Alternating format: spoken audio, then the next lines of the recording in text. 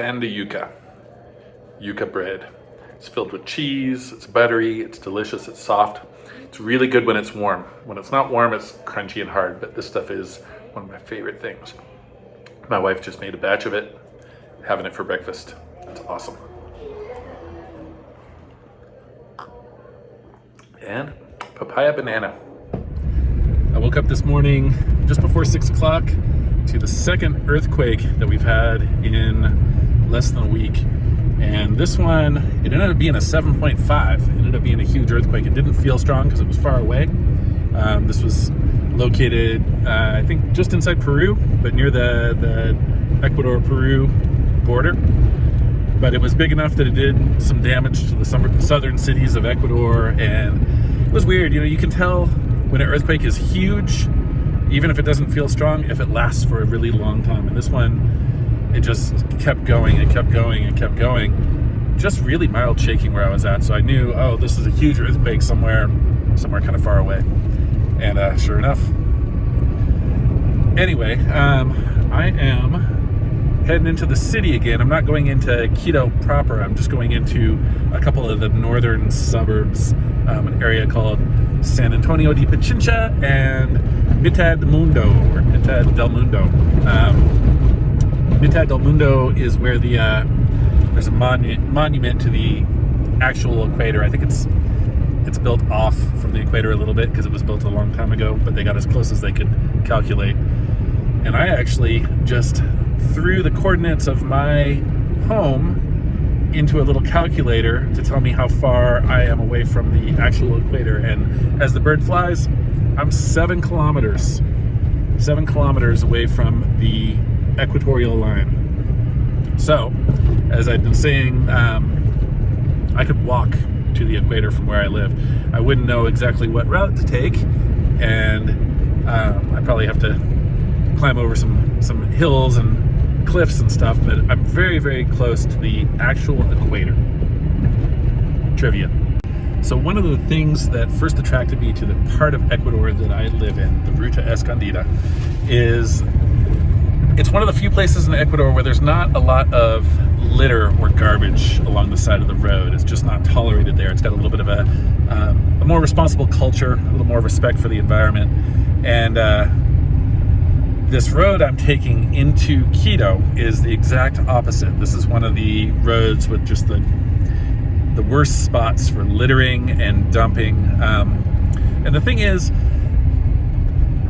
every household has free garbage pickup. It's provided by the municipality. There's no reason for people to be driving out here with their garbage and dumping it, except, I believe, and this is what it looks like from the type of trash, except for maybe some certain industries and businesses, especially like the home remodeling business. I think they may produce enough garbage that they actually have to pay to dump it, and so they come out here in the middle of the night and they dump it instead.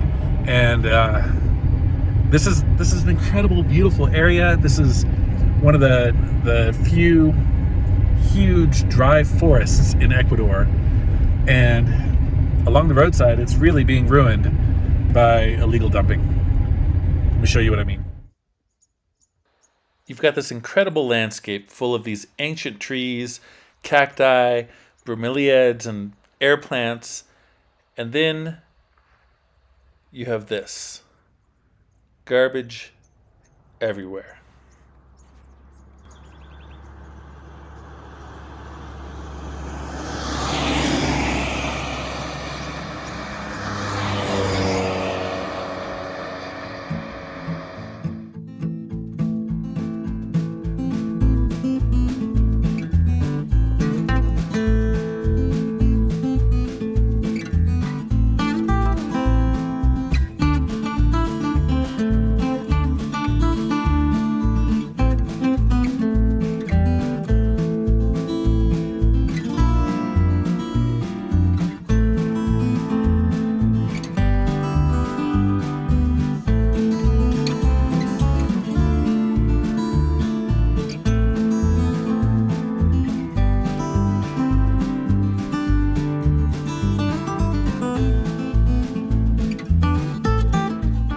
herd of goats, and more garbage.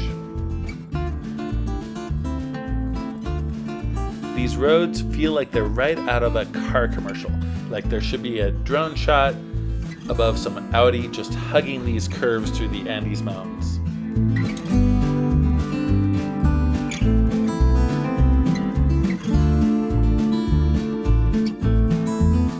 On the outskirts of San Antonio de Pichincha, I enter sort of an urban planner's nightmare mix of industrial and suburbia.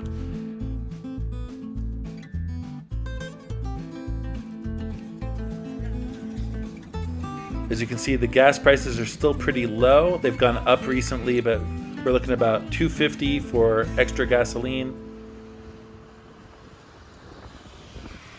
I pull my phone in real quick so this motorcycle doesn't snatch it from me.